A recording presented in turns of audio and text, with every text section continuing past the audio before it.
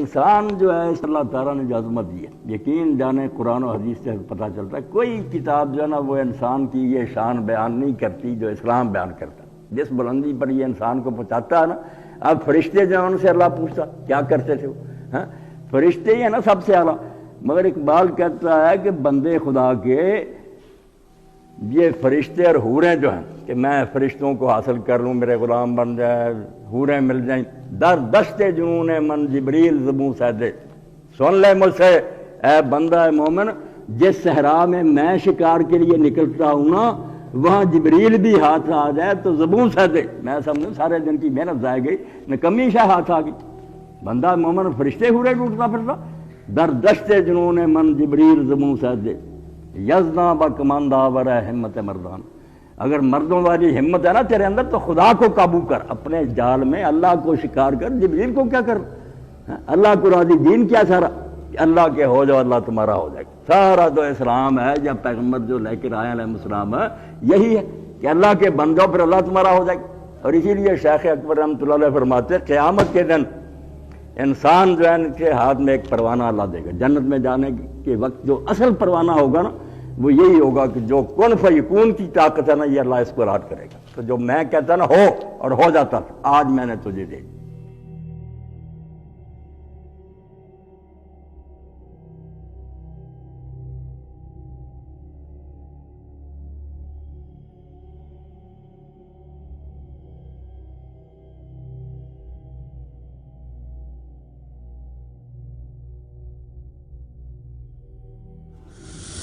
Ideal گھٹیا بھی ہو سکتا ہے، بڑھیا بھی ہو سکتا ہے۔ مثلا سب سے گھٹیا آئیڈیل کیا ہے؟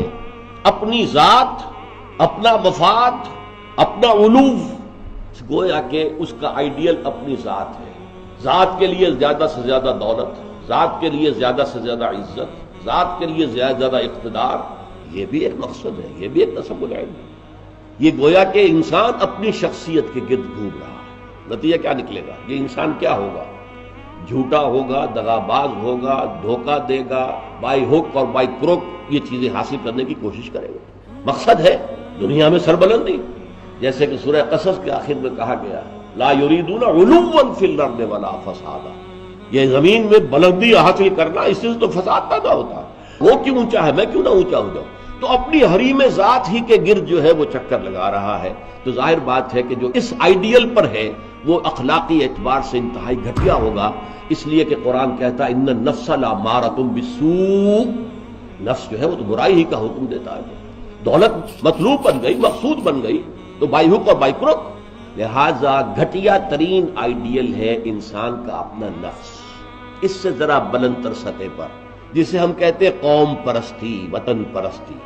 If a person is a really nationalist person، تو نیشنلزم قوم پرست، پہلا آدمی کون تھا؟ خود پرست۔ لیکن یہاں اس سے ذرا بلندتر ہو گیا معاملہ، میں اپنی قوم کے لیے محنت کروں گا، قوم کی سربلندی کے لیے، قوم کی آزادی کے لیے، قوم کی عزت کو برقرار رکھنے کے لیے ایک بہتر کردار وجود میں آئے گا کہ نہیں؟ یہ شخص جو ہے اپنی قوم سے کبھی جھوٹ نہیں بولے گا، باقی دنیا سے بولے گا۔ تو وطن پرستی یا قوم پرستی ایک نسبتاً ہائر آئیڈیل ہے۔ اس سے اوپر ایک اور ہے ہیومنزم، انسان دوستی۔ انسان سے دوستی ہونی چاہیے، انسان محبوب ہونا چاہیے، تمام انسان انسان سے محبت کریں، چھوڑ دیں کہ وہ ہمارے ملک کا رہنے والا ہے یا نہیں، یہ ہیومن بینگ ہے۔ واقعتاً ہیومنسٹ ہونا آسان کام نہیں ہے، لیکن ہیومنسٹ جو ہے اس کے اندر بھی انسان کی محبت تو آ جائے گی، انسان مطلوب ہو جائے گا اس کا، اور اس اعتبار سے وہ قوم پرست اور وطن پرست سے برتر ایک شخصیت ہوگی۔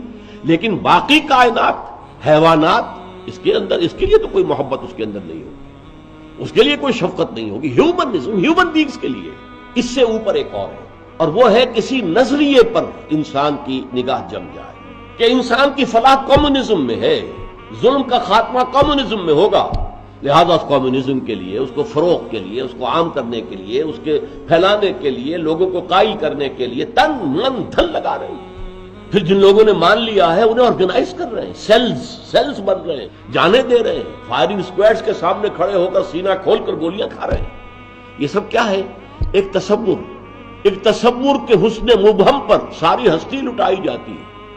اب ایک ہی چھلانگ ہے خدا پرستی، ہائیسٹ آئیڈیل، یہ ہے جس کو کہ علامہ اقبال نے کہا ہے در دشت جنون من جبریل زبو سیدے یزداب کمنداور اے ہمت مردانہ۔ یہ اصل میں تشبیہ سمجھیے، آپ ایک اونچی فصیل پہ چڑھنا چاہتے ہیں، کمند ہوتی تھی پچھلے زمانے میں، اب کمند کو پہلے پھینکنا پڑتا ہے، آپ کا زور بازو ہونا چاہیے نا، جب تو آپ پھینکے کہ اونچا جا کر لگ جائے وہاں پر۔ تو یوں سمجھیے کہ پہلے انسان کو اپنے ذہن سے، اپنے فکر سے، اپنی سوچ سے اپنا آئیڈیل معین کرنا ہوتا ہے۔ Who is my ideal? میرا نفس؟ نو۔ میرا وطن، میری قوم؟ No. Human beings? No. Allah, he is my ideal. Allah کو جس نے آئیڈیل بنا لیا، اللہ منزل ماں کبریا، یہ ہے ہائیسٹ آئیڈیل، اور اس کی مکمل مثال محمد الرسول اللہ صلی اللہ علیہ وسلم کی شخصیت۔